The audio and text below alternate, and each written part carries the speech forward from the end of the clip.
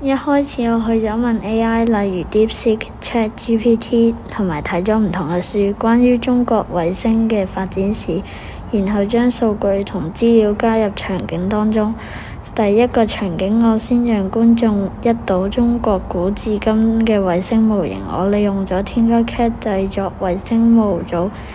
再放入 DelightX 場景入面。當中我哋用 Group 4等 AI 工具繪圖，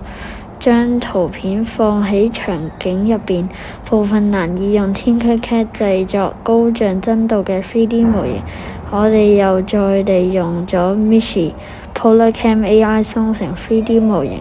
所以模組睇落去好似真實嘅一樣。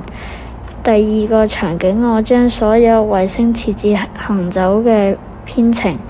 然後遊走喺整個宇宙當中。編程方面，我利用信息面板，當觀眾點擊衛星就會顯示佢嘅資料，亦用咗跟隨路徑行走嘅編程，模擬宇宙空間衛星嘅行動情況。